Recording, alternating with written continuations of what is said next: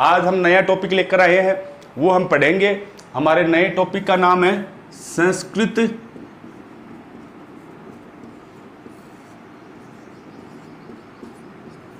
वर्णमाला।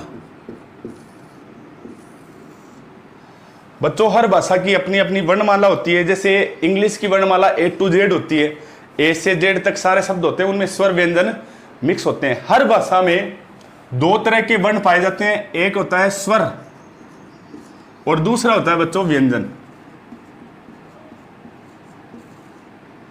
दो तरह के शब्द पाए जाते हैं, एक होते हैं स्वर, दूसरा होता है व्यंजन। अब संस्कृत में स्वरों की संख्या है वो 9 है और व्यंजन की संख्या 33 है। अब हम अध्ययन करेंगे कौन से स्वर होते हैं, कौन से व्यंजन है, उन सब का हम अध्ययन करेंगे। तो संस्कृत वर्णमाला में स्वरों की संख्या 9 है और व्यंजनों की संख्या 33 है। अब देखो बच्चों, बात करते हैं स्वर कौन कौन से। 9 ए, ई, उ, री, री, ए, ओ,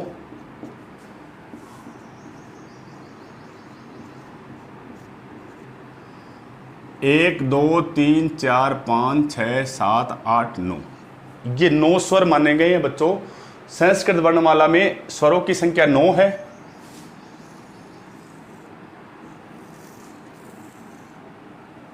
स्वर किसे कहते हैं? ऐसे शब्द जिनको बिना किसी सहायता से बोला जाता है वो स्वर कहलाते हैं। जैसे ए हम बोलते हैं तो हमें किसी की सहायता नहीं लेनी पड़ती है, इस कारण ये क्या है, स्वर कहलाते हैं। अब मैंने बोला कि ये 5 स्वर, इनको मूल स्वर बोलते हैं, मूल स्वर, और इनको बोलते हैं संयुक्त स्वर, संयुक्त स्वर। इनको मूल स्वर इसलिए बोलते हैं बच्चों क्योंकि इनका स्वरूप अपना ही स्वरूप है, किसी का भाई लेना देना कुछ नहीं है, ये अपना ही है। ए है वो अपने खुद से बना है, इसमें कुछ भी नहीं मिला हुआ है, इस कारण इनको मूल स्वर बोलते हैं। और ये संयुक्त स्वर भाई वे स्वर हैं जो किसी दूसरे स्वर की सहायता से मिलकर बने हैं। जैसे आपको बता देता हूं, ए का निर्माण ए और ई से हुआ है, ओ का निर्माण ए और ऊ से हुआ है, और आई का निर्माण ए और ए से हुआ है, और औ का निर्माण ए और ओ से हुआ है। तो इस कारण ये दूसरे स्वरों की सहायता से बने हुए हैं। दूसरे स्वर से मिलकर, दो स्वरों से मिलकर, ये दो मूल स्वरों से मिलकर बने हुए, इस कारण इनको संयुक्त बोलते हैं। और वो मूल स्वर वो किसी से नहीं बने हुए, वो अपने आप भाई खुद ही है, ठीक है ना। ए, ई, उ, री और री। और संस्कृत में व्यंजन को अच कहते हैं, स्वर को अच कहते हैं, और व्यंजन को बोलते हैं हल। ये हम पढ़ चुके हैं, हमने महेश्वर सूत्र में पढ़ा था। ए से च तक के वर्ण स्वर कहलाते हैं, आई उन री लिख ए ओंग ए औच, ठीक है ना। तो ए से च तक के ये आते हैं सारे वर्ण, ये स्वर। अब बात करते हैं व्यंजन की। हल बोलते हैं व्यंजन को। तो है से लेकर लय तक के वर्ण हय बर टलन यम गण नम जबय गढ़ दस जब गढ़ दस कप चढ़ते चढ़ता कपे से सर हल। है से लय तक के सारे वर्ण व्यंजन कहलाते हैं। इनकी संख्या 33 है। हमने स्वर के बारे में पढ़ा कि स्वर की संख्या कितनी होती है और किस तरह वो बने हुए होते हैं। स्वर के 2 भेद होते हैं, मूल स्वर और संयुक्त स्वर। अब बात करते हैं व्यंजन की। व्यंजन में हम 33 व्यंजन होते हैं, 33 व्यंजन होते हैं। तो 33 जो व्यंजन है उनके बारे में हम पढ़ते हैं। कौन कौन से होते हैं? क वर्ग, च वर्ग, ट वर्ग, त वर्ग और प वर्ग। अब बच्चों हम बात करते हैं ये वर्ग। अब क वर्ग का मतलब होता है क, ख, ग, घ और अड़, यानी पूरा वर्ग। च वर्ग का मतलब होता है च, छ, ज, झ, य। ट का ट, ठ, ड, ढ, अण। और तय का तय थ द ध न, पै का पै फै ब भ म। ये सारे व्यंजन जो कै से मैं तक के जो व्यंजन हैं, 5 जो वर्ग है, इनको स्पर्श व्यंजन कहते हैं। स्पर्श व्यंजन कहलाते हैं। स्पर्श व्यंजन क्यों कहते हैं भाई? इनका जब उच्चारण करते हैं, इन व्यंजनों का जब उच्चारण किया जाता है, तो जो मुख में जीवा है, जीभ है, वो मुख के अलग अलग भाग को स्पर्श करती है, तो इस कारण से ये स्पर्श व्यंजन कहलाते हैं। 25 स्पर्श व्यंजन होते हैं, इनकी संख्या है 25। कै से मैं तक इनकी संख्या हुई 25। तो इनको बोलते हैं तब जो जीवा है वो मुख के अलग अलग भागों में स्पर्श करती है, इस कारण ये स्पर्श व्यंजन कहलाते हैं। अब बात करते हैं आगे, ये रे ले वे,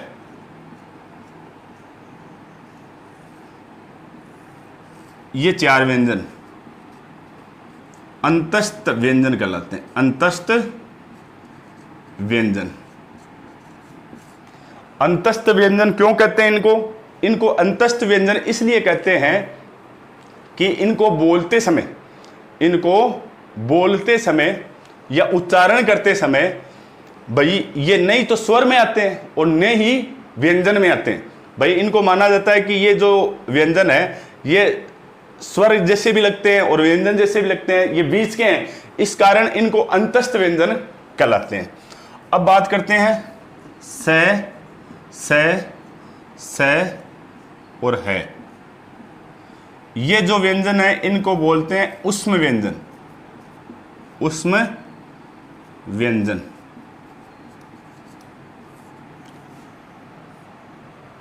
उष्म व्यंजन वे व्यंजन होते हैं बच्चों जिनको उच्चारण करते समय मुख से गर्म हवा निकलती है, इस कारण ये उष्म व्यंजन कहलाते हैं। इनका जब हम उच्चारण करते हैं स और है का, तब मुख से गर्म हवा बाहर आती है, इस कारण इनको उष्म व्यंजन कहलाते हैं। अब देखो 25 4 ये 29 29 और 4 ये 33, व्यंजनों की संख्या 33। अब 3 व्यंजन जो होते हैं छ त्रय और गे, इनको व्यंजन की श्रेणी में नहीं आते हैं, इनको संयुक्त अक्षर कहा जाता है।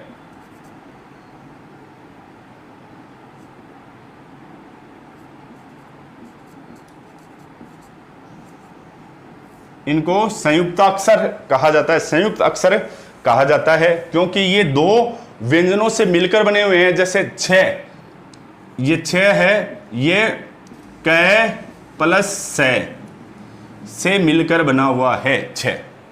त्रय, तय और रे से मिलकर बना त्रय। अब बात करते हैं गे की, तो गे जय और ये से मिलकर बना होता है जय, इस कारण इनको संयुक्त अक्षर हम कहते हैं। तो व्यंजनों की संख्या 33 है, उसमें स्पर्श व्यंजन 25, 4 अंतस्थ व्यंजन और 4 उष्म व्यंजन और 3 संयुक्त अक्षर होते हैं। ये व्यंजनों की संख्या है 33। तो ये स्वर हुए, ये व्यंजन हुए। अब हम बात करते हैं अयोगवाह। अयोगवाह वर्ण कौन से होते हैं? जो भी भाई इन वर्णमाला की गिनती में आते हैं। फिर हम बात करेंगे कि पाणिनि वर्णमाला के अनुसार स्वरों की संख्या और व्यंजनों की संख्या, कुल वर्ण कितने हैं, वो सब बात करेंगे। अभी तो हमने बेसिक पढ़ा है कि स्वर और व्यंजन क्या होते हैं, स्वर और व्यंजन के बारे में।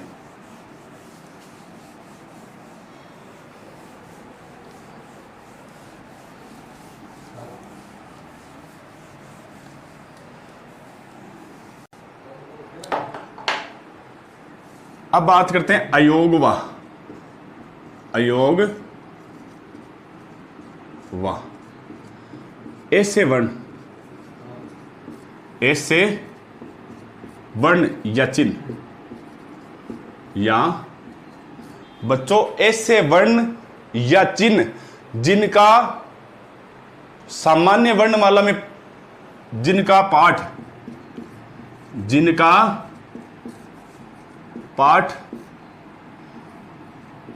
सामान्य वर्णमाला में नहीं किया जाता है, नहीं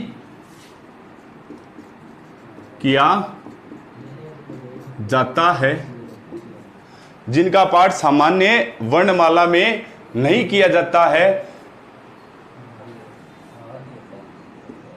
फिर भी वे काम आते हैं, लिखने में वही काम आते हैं। क्या कहलाते हैं? अयोगवा कहलाते हैं, अयोगवा कहलाते हैं। ऐसे वर्ण या चिन्ह जो सामान्य वर्णमाला में काम नहीं आते हैं, ठीक है ना, फिर भी लिखने में, फिर भी वो लिखने में काम आते हैं, भी लिखने में काम आते हैं, तो क्या कहलाते हैं? अयोगवाह कहलाते हैं। तो इनकी संख्या देखो बता देता हूं कौन कौन से हैं इनमें। तो पहला तो है अनुस्वार, दूसरा है विसर्ग, तीसरा है अर्ध विसर्ग, अर्ध विसर्ग, और चौथा है यम। इनकी संख्या 4 होती है। अयोग वाक्य की जो संख्या है वो 4 है। कौन कौन से होते हैं? अनुस्वार, विसर्ग, अर्ध विसर्ग और यम। हम अब चारों को समझते हैं। अनुस्वार किसको कहते हैं? अनुस्वार को संस्कृत में इस बिंदी से दर्शाते हैं। ए के ऊपर जो मैंने बिंदी लगाई है इसको बोलते हैं अनुस्वार। यह संस्कृत में अनुस्वार के रूप में काम आता है। विसर्ग, ए के पीछे जो संरचना है वो विसर्ग की है। ए के पीछे जो मैंने लिखा है, जैसे हम संस्कृत में लिखते हैं राम है, अब ये जो पीछे दो बिंदी लगी है इसको विसर्ग कहते हैं। ये संस्कृत की वर्णमाला में गिनती में नहीं आते हैं, फिर भी हम लिखने में इनको काम लेते हैं। लिखने में हमारी पूरी संस्कृत में अनुस्वार आएगा। रामम, जैसे मैं शब्द लिखता हूं रामम, ये बिंदी है, इसका मतलब अनुस्वार है ये, और ये विसर्ग है। अब बात करते हैं अर्ध विसर्ग की। तो अर्ध विसर्ग के 2 वेद होते हैं, एक तो जीवामूल्य, जियामूलम, और दूसरा होता है उपदमानीय।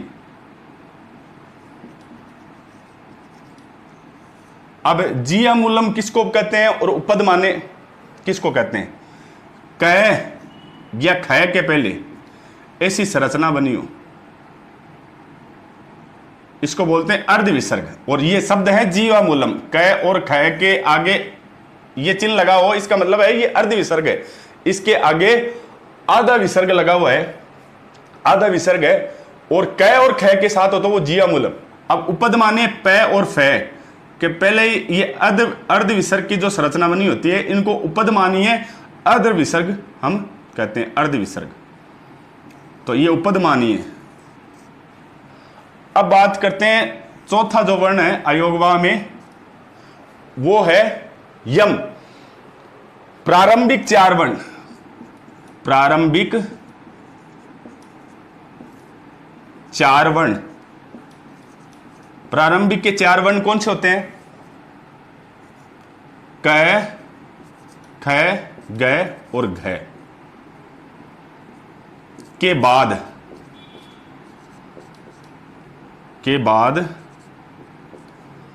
वर्ग का अंतिम अक्षर, वर्ग का अंतिम अक्षर। अब वर्ग के अंतिम अक्षर कौन कौन से होते हैं? अड़, य,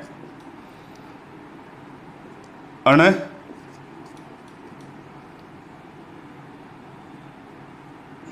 न और मैं। वर्ग का अंतिम अक्षर, अंतिम अक्षर आता है तो प्रारंभिक वर्ण को 2 बार लिखा जाता है।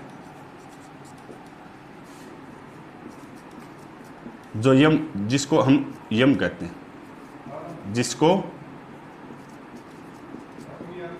हम यम कहते हैं, जिसको हम क्या कहते हैं, हम। अब जैसे मैं एक शब्द लिख रहा हूं पलिकनी।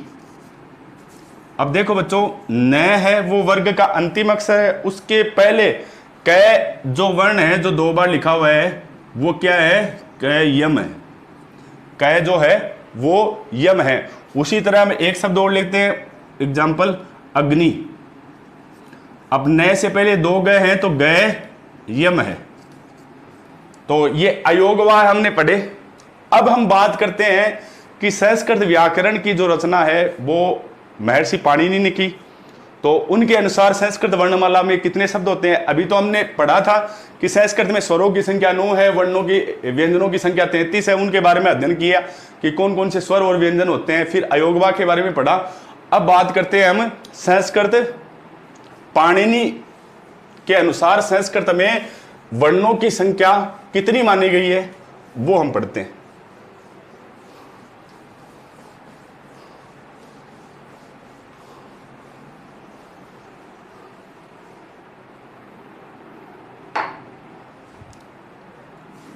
पाणिनि के अनुसार संस्कृत व्याकरण की रचना पाणिनि ने की है। तो पाणिनि के अनुसार संस्कृत में वर्णमाला की संख्या वो है 63 या 64 है। अब कैसे है तो उसका हम अध्ययन करते हैं। कहा भी गया है कि त्रिषष्टि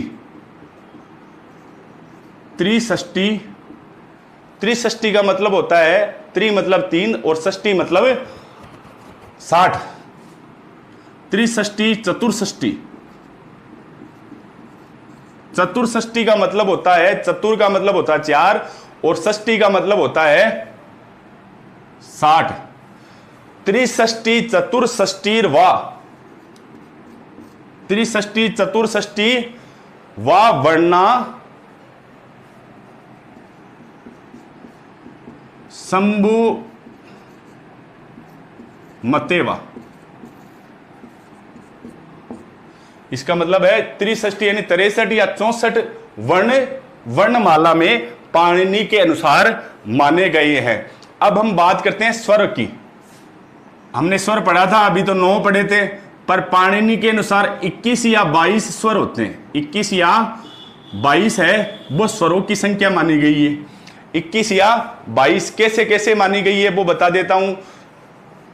4 मूल स्वर है, ए, ई, उ और री। इन 4 स्वरों के 3 भेद माने गए हैं। एक के 3 भेद होते हैं, ह्रस्व, दीर्घ और प्लुत। ह्रस्व, दीर्घ और प्लुत। तो एक के 3 है। अब ए के 3 भेद है, ह्रस्व, दीर्घ, प्लुत, तो 3 हो गए। ई के भी यही 3 भेद हैं, ऊ के भी यही 3 है और री के भी यही 3 है। तो सारे मिलाकर 12 हो गए। अब री है, री जो वर्ण है केवल प्लुत होता है, केवल इसका भेद माना जाता है प्लुत।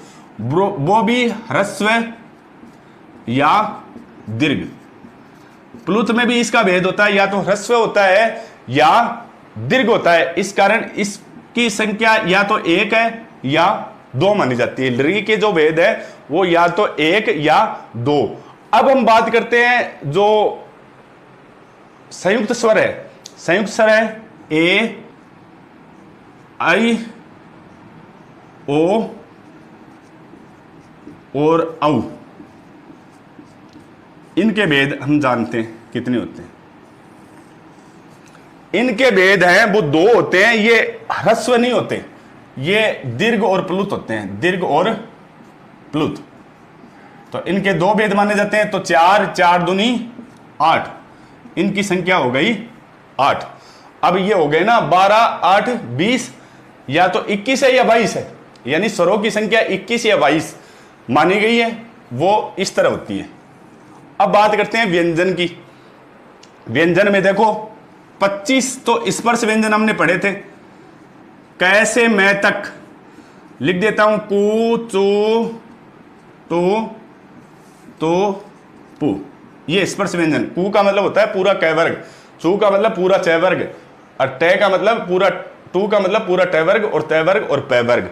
ये सारे स्पर्श व्यंजन कहलाते हैं, क्योंकि इनका हम उच्चारण करते हैं तो जीभ है मुख में अलग अलग भागों में स्पर्श करती है, इस कारण ये स्पर्श व्यंजन है 25, ठीक है ना। और उसके बाद में हमने पढ़ा था 4 उष्म व्यंजन, 4 उष्म व्यंजन, स है, ठीक है ना, तीनों स और है उष्म व्यंजन, यानी इनका जब उच्चारण करते हैं तो मुख से गर्म हवा निकलती है, इस कारण ये उष्म व्यंजन। 4 अंतस्थ व्यंजन,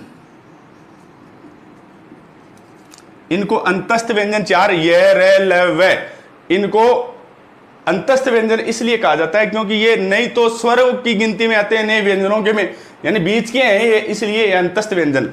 एक होता है दुष्स्पृष्ट, दुष्स्पृष्ट,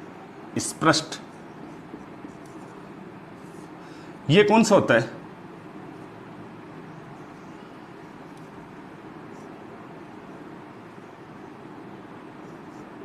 इस तरह की जो आकृति का जो शब्द होता है वो दुष्स्पृष्ट माना जाता है। अयोगवाह हमने पढ़े थे, अयोगवाह,